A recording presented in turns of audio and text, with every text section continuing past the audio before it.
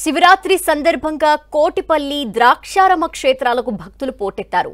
కోటిపల్లి శ్రీ ఛాయా సోమేశ్వర స్వామి ఆలయం, ద్రాక్షారామంలోని భీమేశ్వర స్వామి ఆలయాల్లో భక్తులు బారులు తీరారు. మరిన్ని వివరాలు మా ప్రతినిధి సతీష్ అందిస్తారు. సతీష్.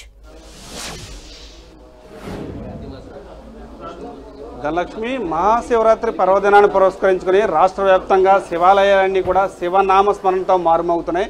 ప్రస్తుతానికి మనం అంబేద్కర్ కోనసీమ జిల్లా రామచంద్రపురం నియోజకవర్గం ద్రాక్షారంలో ఉన్నాం. మనం ద్రాక్షారంలో అంటే ద్రాక్షారం, కోటిపల్లి ఈ రెండు ప్రాంతాలలో కూడా శివాలయాలన్నీ కూడా తెల్లవారుజాము నుంచి కూడా భక్తులతో కిటకిటలాడుతున్నాయని కూడా మనం చెప్పుకోవచ్చు. అయితే ప్రస్తుతానికి అయితే మాత్రం ద్రాక్షారం క్షేత్రంలో రాష్ట్ర మంత్రి, కార్మిక శాఖ మంత్రి వాసంశెట్టి సుభాష్ అయితే మాత్రం ప్రత్యేక పూజలు అయితే నిర్వహిస్తున్నారు. మనతో పాటు మంత్రి సుభాష్ ఉన్నారు. వారిని అడిగి మరింత సమాచారం తెలుసుకునే ప్రయత్నం అయితే చేద్దాం. చెప్పండి, శివరాత్రి సందర్భంగా శివాలయాలన్నీ కూడా శివనామస్మరణతో మారుమవుతున్నాయి. అంటే వారికి ఎటువంటి ఏర్పాట్లు చేశారు? ప్రస్తుతానికి అయితే ద్రాక్షారం దేవాలయంలో ఉన్నాం. ద్రాక్షారంలో ఎటువంటి ఏర్పాట్లు చేశారు? మీరు చూస్తూ ఉన్నారు, ఇక్కడ ఈ మహాపుణ్యమైన మహా విశిష్టమైన రోజు ఈ రోజు, లింగం ఉద్భవించిన రోజు, ఈ మహాశివరాత్రి మాఘమాసంలో వచ్చే శివరాత్రికి హిందువులు ప్రతి ఒక్కరూ కూడా ఈ శివాలయాలకు వెళ్ళటం, శివనామస్మరణం ఓం నమ శివాయ అనే జపించడం ఆనవాయితీగా, అలాగే గుళ్ళన్నీ కూడా భక్తులతో చాలా కోలాహలంగా తమ భక్తిని ప్రదర్శించుకుంటూ ఓం నమ శివాయ జపంతో ఈరోజు జాగారం చేస్తూ ఉంటారు. 12 గంటలకి లింగోద్భవం సమయంలో 12:03 మరి భక్తులందరూ కూడా శివనామస్మరణతోనే ఈ రోజంతా గడుపుతూ ఉంటారు. ఇలాంటి పుణ్యం చాలా పుణ్యమైన రోజున మరి ఎక్కడా కూడా ఏ ఆటంకం లేకుండా మీరు చూశారు. గత ప్రభుత్వంలో ఈ ప్రసాదాల్లో నాణ్యత లేదు, కానీ ఈ యొక్క ఎన్డీఏ కూటమి 9 నెలల్లో మరి ఆ గుళ్ళన్నీ కూడా ప్రక్షాళన చేయడం జరిగింది. ముఖ్యంగా ద్రాక్షారామ గుడి తీసుకుంటే గత 5 సంవత్సరాలు అవినీతిమయమైంది. అది ప్రక్షాళన చేసే ప్రక్రియలో ఇంచుమించు ఆ ఈఓతో పాటు 3 అధికారులు కూడా సస్పెండ్ చేయడం జరిగింది. అలాగే ఇక్కడ ఈ విషయానికి వస్తే గుడికి ఎక్కడా కూడా ఏ భక్తులకి ఆటంకం కలగకుండా సరైన క్యూ లైన్ మెయింటైన్ చేయటం, అదేవిధంగా ప్రసాదంలో నాణ్యత మెయింటైన్ చేయటం, గుడి శుభ్రంగా ఉంచడం, అలాగే సంప్రోక్షణ చేయటం, ఏ విషయంలోని కూడా రథోత్సవం కూడా సంబరాన్ని అంటే విధంగా మరి ఈ రథోత్సవం కానీ ప్రతి ఒక్కటి కూడా శాస్త్రీయంగా పురోహితులు పూర్తి స్వేచ్ఛ ఇచ్చి వాళ్లే అన్ని డిసైడ్ చేసి ముందుకు తీసుకెళ్లే విధంగా ఈ మహాశివరాత్రిని చేసుకోవడం జరుగుతాం. అంటే ఇప్పుడు మహాశివరాత్రి సందర్భంగా సుమారుగా 80,000 మంది వరకు ఇటు కోటిపల్లి కావచ్చు, లేకపోతే ద్రాక్షారం కావచ్చు, 80,000 మంది భక్తులు అయితే మాత్రం వచ్చి దర్శనం చేసుకుంటారు. వాళ్ళకి సంబంధించి ఎటువంటి సౌకర్యాలు ఏర్పాటు చేశారు? అంటే భక్తులు సామాన్య దర్శనానికి ఏ విధమైన ఏర్పాటు చేశారు? ఎక్కడా తోపులాట లేకుండా ఒకరి వెంట ఒకరు వెళ్ళేలాగా ఈ క్యూ లైన్లు కూడా చిన్నవి పెట్టడం వల్ల తోపులాట అనేది జరగదనే ముఖ్య ఉద్దేశంతో క్యూ లైన్ పూర్తిగా ఒక్కరు మాత్రమే వెళ్ళేలాగా ఏర్పాటు చేయడం జరిగింది. అలాగే మెడికల్గా ఏమైనా ఇబ్బంది పడితే ఆరోగ్యపరంగా అక్కడ మెడిసిన్స్ అన్నీ కూడా మెడికల్ క్యాంప్ పెట్టడం జరిగింది ప్రతి చోట.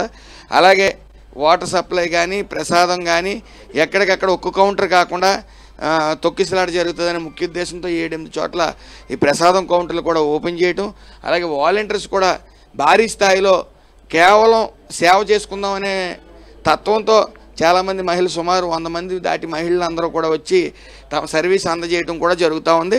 అలాగే భోజనం ప్రక్రియ కూడా ఇంచుమించు 10-15 కౌంటర్లు కూడా పెట్టడం జరిగింది, ఎక్కడ ఇబ్బంది లేకుండా. అలాగే ఈ కోటిపల్లి గుడి దగ్గర కూడా అన్ని ఏర్పాట్లు ఇక్కడ ఏ విధంగా చేసాం అక్కడ కూడా చేయడం.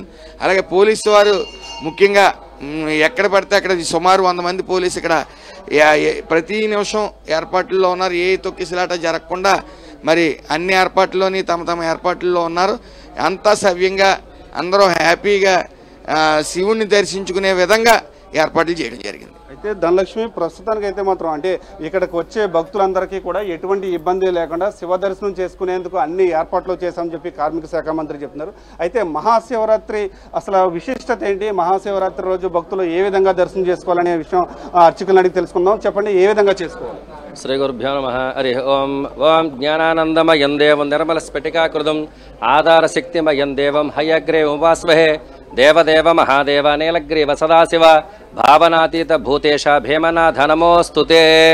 ఓం నమః శివాయ. ఈ మహాశివరాత్రి అంటే ఏమిటంటే, ఎవరైనా సరే శివుడికి ఒక్క నీళ్ల చుక్క పోస్తే చాలా అద్భుతం. శివుడు ఇప్పుడు కూడా కంఠంలో ఆలాహలం ఉండడం వల్ల అది చల్లారడానికి నీళ్లు కోరుకుంటాడు.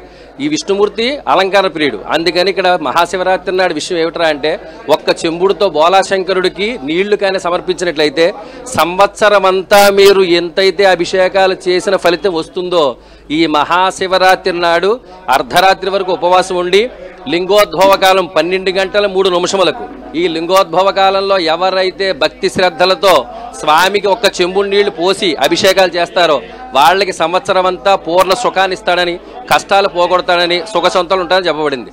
ఇక్కడ అంటే లింగోద్భవ కాలం అంటే ఏంటి, అసలు లింగోద్భవ కాలంలో భక్తులు శివుణ్ణి ఏ విధంగా దర్శించుకోవాలి? లింగోద్భవ కాలం అంటే స్వామి జన్మించిన సమయం.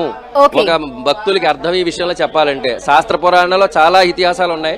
కానీ మన విషయం ఏమిట్రా అంటే, శివుడు పుట్టింది కాబట్టి, ఆయనకి ఎంతో ప్రీతికరమైంది కాబట్టి ఈ మాఘమాసంలో స్వామివారి భీష్మ ఏకాదశి కళ్యాణం కూడా వస్తుంది. ఈ మాఘమాసంలోనే అమావాస్య ముందు చతుర్దశి నాడు మహాశివరాత్రి అంటారు.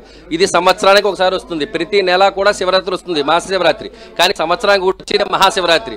ఈ సంవత్సరం అంతా చేసిన ఫలితం ఈ ఒక్క శివరాత్రి వల్ల చేయడం వల్ల లభిస్తుంది. శుభం. ఈ పరిస్థితి ప్రస్తుతానికైతే మాత్రం అంటే ఉమ్మడి తూర్పుగోదావరి జిల్లా వ్యాప్తంగా ఉన్న శివాలయాలన్నీ కూడా శివనామ స్మరణతో మారుమవుతున్నాయి. తెల్లవారుజాము నుంచి కూడా పుణ్యస్నానాలు ఆచరించి భక్తులు శివుని అయితే దర్శించుకుంటున్నారు. ద్రాక్షారం భీమేశ్వర స్వామి, అదేవిధంగా కోటిపల్లి ఛాయా సోమేశ్వర స్వామి దేవాలయాల్లో శివుని దర్శించుకుంటూ భక్తులు అయితే మాత్రం పునీతులు అవుతున్నారని కూడా మనం చెప్పుకోవచ్చు. ధనలక్ష్మి.